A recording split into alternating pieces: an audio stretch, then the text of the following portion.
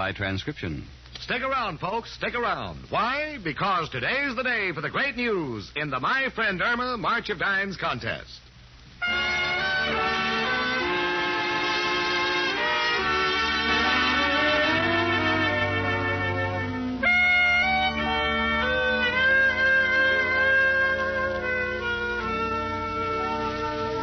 May I start with a riddle? Thank you. What's the difference between Irma and a donut? The village philosopher said, well, one has a hole in the middle and the other has a hole in the head. Gee, I'm glad you brought up poetry because I have a poem about ends. Well, let's hear it. Tommy and Billy were two little boys, and they were very good friends. One day they hawked their mother's teeth, so their father whacked both of their ends. Well, friends, if you ask me, Irma's rhymes are literary crimes. And now ends America's most popular chlorophyll tablets, are proud to present your favorite comedy show, created by Cy Howard and starring Marie Wilson as Irma and Cathy Lewis as Jane, in My Friend Irma.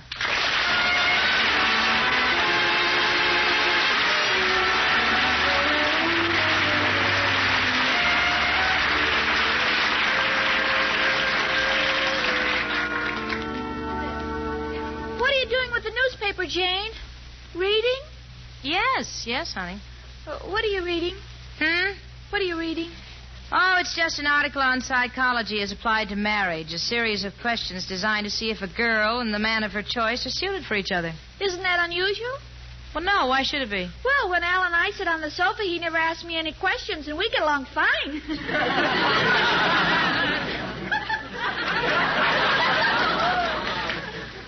Well, you know, there's more to it than that.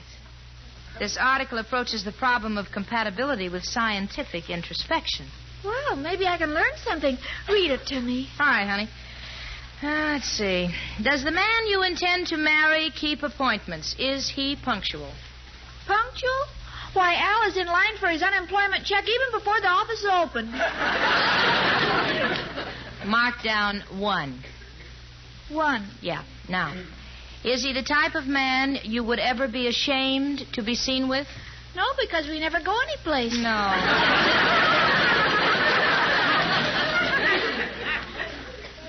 Do the two of you like to participate in sports?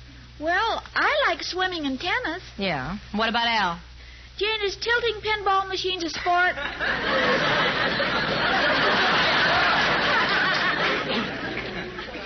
Well, if they catch you, yeah. Do you like dancing? Yeah. Does your boyfriend? No. Do you like to go to the theater? Yeah. Does your boyfriend? Only when he has a pass. Oh. Well, according to this psychological test, the two of you just don't click. Well, maybe you're right, Jane. Lately, I've been having my doubts, too. Well, what are you going to do about it? Well, Al will be here any minute, and I'm going to give him one more chance. Either he'll change or this is the end. Ends. Well, that's up to you, Irma. Come in. Hello, Jane. Hi, chicken. Oh, hello, Al, honey. I got to run along, kid. You know, wait a minute, Jane. I mean, you don't even want to hear about my new deal? Hence, weights. Oh, you will love this. It's a racing form printed on a large cookie. So after a day at the track, you still got something to eat.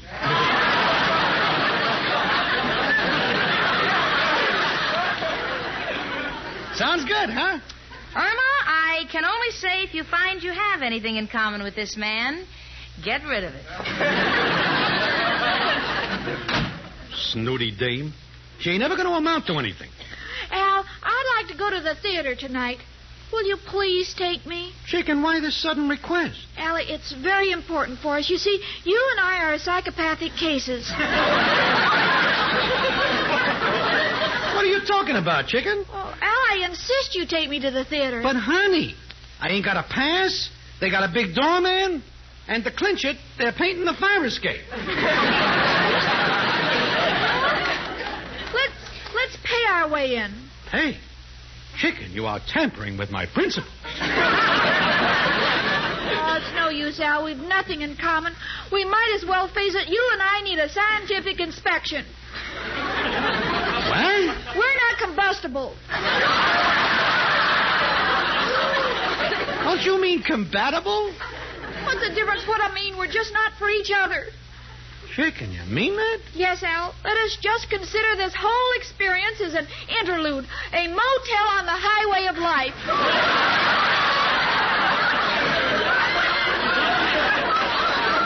Chicken, you're nuts. That's beside the point. This is the end.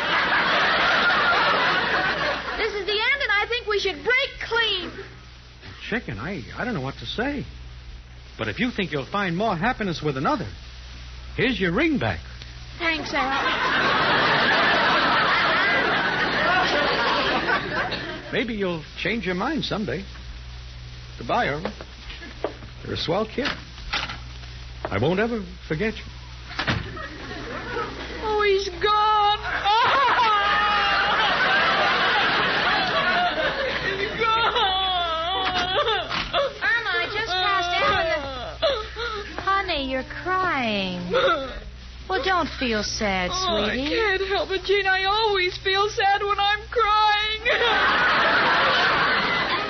Now, listen to me, Irma. The worst is over. Now, you try to forget it. Believe me, it's for the best. You're really in an enviable position. You have the whole world before you, Irma. You're footloose and fancy-free. Footloose and fancy-free? Sure. Now, dry those tears. Come on, let's have a smile. Come on. Okay. Go on now. Let me hear you laugh. All right, that's more like it. You be gay, huh? Come in. It's only me, Professor Kropotkin. Hello, Jane and Irma. My two little jigsaw puzzles. One complete, one a few pieces are missing. Professor. Excuse me, Jenny, a little joke I picked up in a toy store. What's new, Irma? What is this? Professor, I'm footloose and fancy, and it's free. Irma!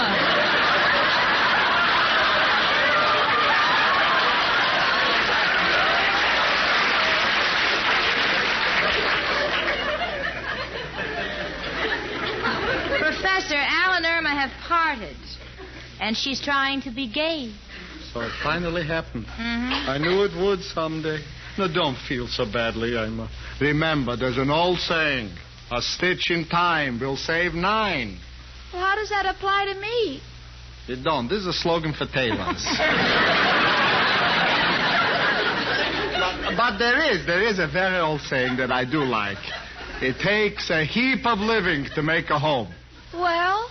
Well, I think I'll go up to my home and clean out that heap so I can live in it.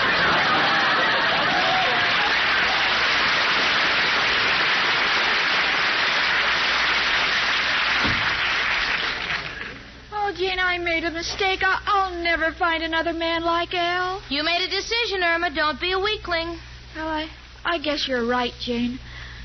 I'm just going to look around for someone else. That's fine. Who can that be? Maybe it's Al. Come back. Come in. Hello, dearie.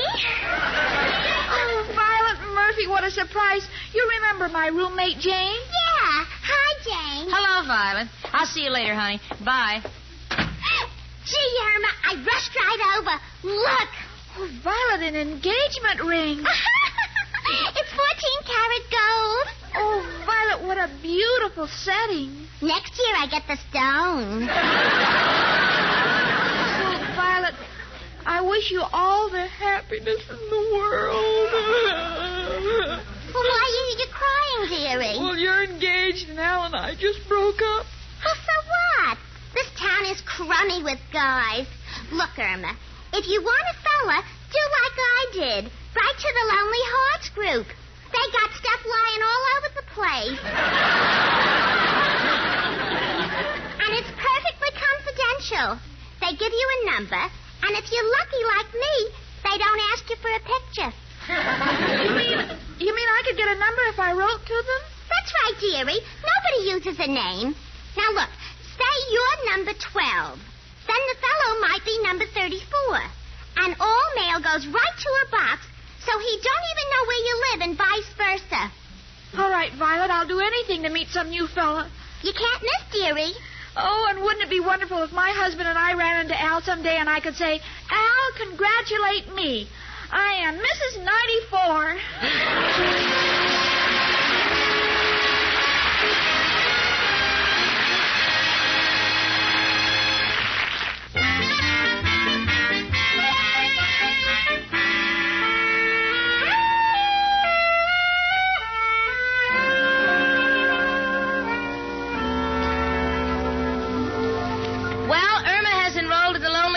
Club. I don't know why she did it, but I suppose if it was good enough for Violet Murphy, it's good enough for Irma.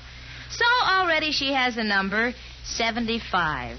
She's kind of worried about her number. She's afraid if she signs her letter 75, she won't get a man under 80. So I explained that the number has no personal significance, and right now she's writing her first letter to the club. It'll be forwarded to some unknown man. Dear to whom it may concern, I am a lonely girl, my heart is broken.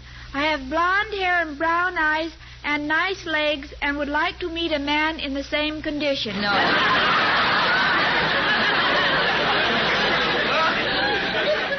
No, dear. No. What's wrong? You put all your eggs in that basket, but they are scrambled.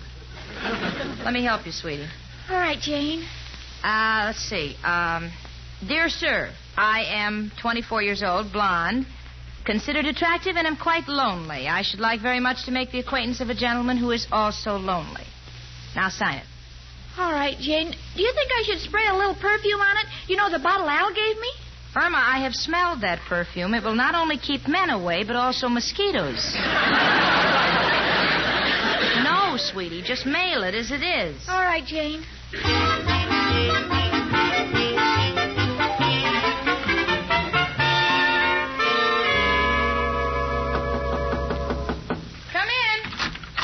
Hello, girls. Oh, Mushy, what are you doing here? I come about Al.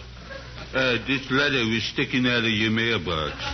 Oh, thanks. Irma, you gotta take Al back. Well, does he really miss me, Mushy? Well, you wouldn't know it was the same person. He give a lady a seat on the bus. Seems to be out of his mind. I'm sorry, but it's all over. All right, I'll tell him. But his last word was, if you didn't take him back, he's going to join that French organization where real men go to forget. You know? The Folies Bergère. Well, goodbye, girls. Irma, come on. Aren't you going to see who the letter is from? Oh, yes. Oh, Jane, it's from the Lonely Hearts Club. Well, read it. I'm dying of curiosity. All right. My dear Miss 75, in answer to your letter, I, too, am lonely. What can we do about it? Signed, 33322. Oh, Gene, that's a wonderful number. What do you mean wonderful? We'll have a big family. I don't follow you. Well, in poker, 3 threes and a pair of twos is a full house. Now, Irma, don't go jumping to conclusions. You don't even know this man. Oh, I'm so excited. Imagine getting an answer so quickly. It's me again. Hello, girl. Why do you all look so happy? Irma has a new boyfriend. Oh, wonderful. Irma, what's his name? 33322. I'm a convict. Listen to me. Go back to Al. At least he wasn't caught yet. No, Professor, no. Irma's been corresponding through the Lonely Hearts Club, and everybody has a number. Oh, congratulations, Irma. And take the advice of an old man. Find out what the man is like right away before you get involved. Oh, I'm going to, but first of all, I'm going to find out one thing. If he has a job, you know what I just went through with my ex? Your ex? Yes, I want to even forget his name. Of course, my ex was very sweet to me. My ex made me happy. I love my ex, and I dreamed of that day I would marry my ex. Irma, you're slipping, remember? Come on. Oh, yes. I must be gay. Now, honey, there's no time to waste. Answer the letter. Come on.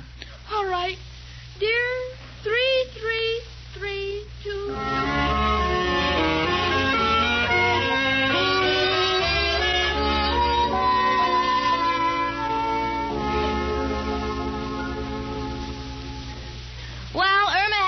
official letter, and I'm proofreading it for her. It says, Dear 33322, do you mind if I call you Dear 32? I feel I know you well enough to call you by your initials.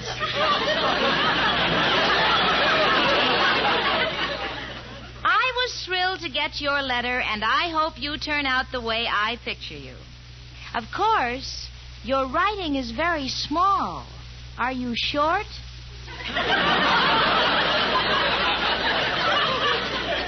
Have you got a job? I have. And hoping to hear the same from you, I remain affectionately 75.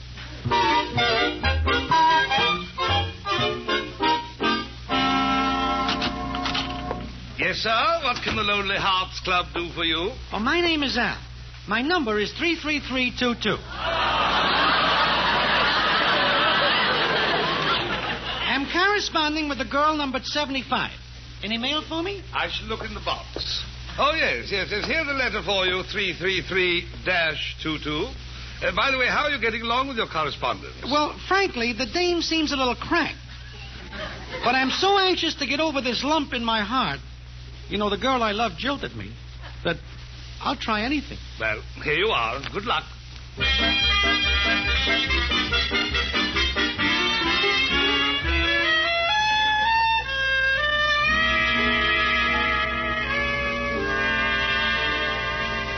Well, for the past 3 days, I've been hearing nothing but 33322 and 75 that's coming out of my ears. You know, if those two ever get together, I think they'll have to be married by a bookkeeper. But, of course, since the letter that Irma's expecting today should contain valuable information about her new phantom boyfriend, I was just as excited as she was when she said, Jane, the letter came. That It wonderful. came. Come on, read it. No, you read it to me. I'm too excited. Okay, sit down now, sit down. Okay. Dear 75, thank you for your letter. I was hoping the girl I was corresponding with was a Vassar graduate, but it seems quite impossible since I noticed you spelled considered with a K. However, none of us is perfect. He spells perfect, P-E-R-F-E-K. Well, go on, Jane, go on. You ask me, have I got a job? Well, 75, as number to number, let me inform you that I have worked hard and steadily all my life as head of a big steel corporation. And now I am preparing to retire. How are you fixed financially? I am perfectly healthy, tall, and so handsome it's disgusting. Yours devotedly, 33322. Well, what do you think, Jane? I don't know. This is either a genius or a crackpot. But anybody would be an improvement over Al. I beg your pardon, your ex. Shall I answer him? Well, honey, I think it's about time you met him. All right, Jane. I'll write him to come up here. Oh, no. Oh, no, not for two reasons. First, if you don't like him after you meet him, we don't want him hanging around here. And secondly, we want to make a good impression on him. Well, how do I go about that? I don't know. Wait a minute. Richard and I are having dinner at the Pavilion Club tomorrow night, and he can be our guest. But how will he recognize me? Well, write that you'll wear a green hat.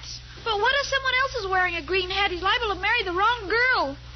Well, tell him you'll leave your number with the head waiter, and Henri will bring him to our table. Oh, all right, Jane. I'll sit down and write him a letter right away. Yeah, and honey, in your letter, try to make yourself attractive. You know, show an interest in what he's doing. Well, gee, if he's in the steel business, what can I say? I don't know. Say that you realize that steel is the backbone of this country, and that you're fascinated by blast furnaces, and trust he finds you interesting. I got it. Now, what are you going to write? It must be interesting to steel blast furnaces, and I trust you will like me because I have one of the nicest backbones in the country.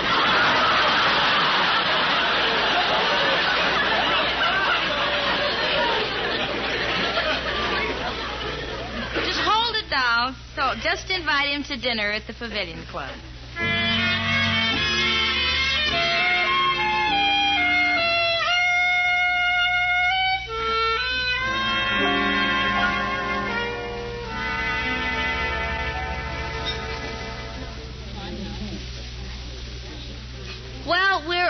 a table in the Pavilion Club. Richard, myself, and number 75. We're waiting for 33322. I must say, 75 looks adorable. She's wearing a green hat, and she's taking no chances. On it is a 75. Since this dinner is costing Richard a pretty penny, I, too, am very curious to see what Irma has landed. Honey, smile. Come on now. Come on. Look happy. I'm sorry, Jane. I was just thinking. About Al. Now, Irma, what did you promise? That's better. Irma, you say this Mr. 33322 is in the steel business? Yes? Well, then I must know him. Oh, I'm sure you do. Well, it's going to be wonderful to have dinner with an old friend. Yeah, I'll say. You know, every time we've been out together, I'd look across the table, and who would I see? Ow! Shake it. You're wearing a green hat. And you're wearing a carnation. 75. Al, you're not 33322. I sure am. What a roundabout way to get a free meal. Oh, Al, I'm so glad to see you. Me too, chicken. Just a minute. You have your nerve working steady. A steel magnet. I don't even know what I wrote. I didn't even know it was Irma. All I know is I was going crazy from missing her. Lots of guys turn to drink. I turned to the Lonely Hearts Club. Oh, Al, it's all my fault in that psychological test. Well, what's the difference, chicken? Just wanted you to know I love you, and I always will. Now, Jane, if you want me to, I'll go. Sit down, Al. Sit down and order. No, thanks. I ain't hungry. No wonder you ate half my platter while you were talking.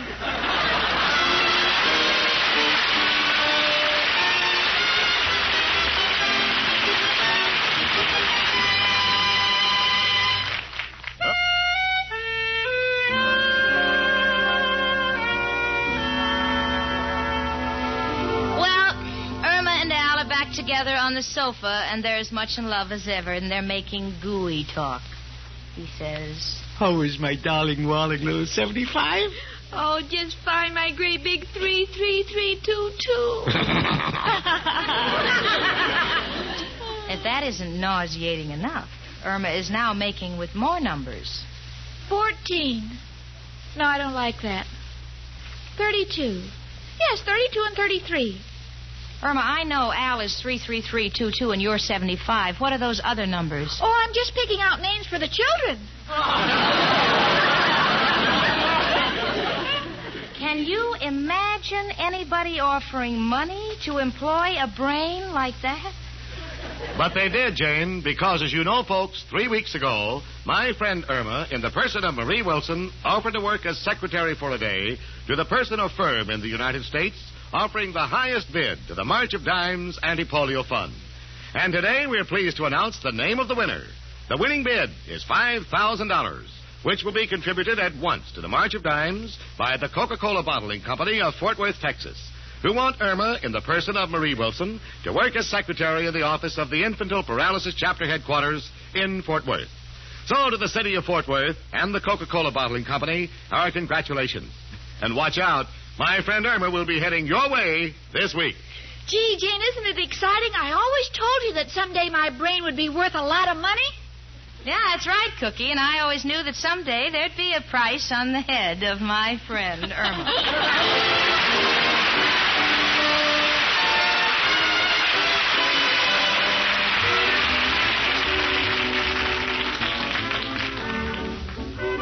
My Friend Irma is a Cy Howard production and is directed by Park Levy, who writes the script with Stanley Adams. Pat Burton is associate producer.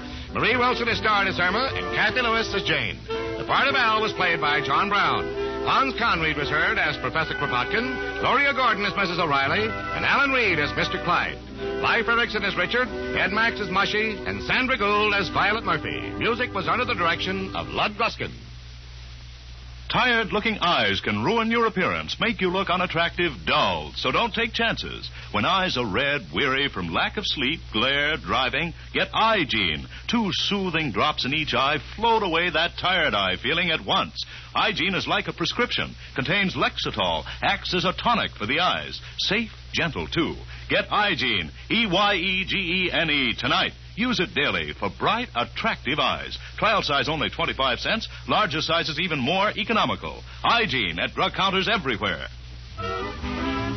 Be with us next Sunday at this time when ends America's most popular chlorophyll tablets again bring you My Friend Irma. Carl Caruso speaking.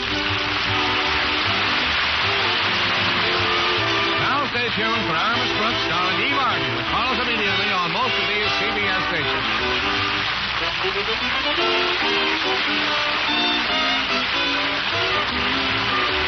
My Friend Irma was transcribed.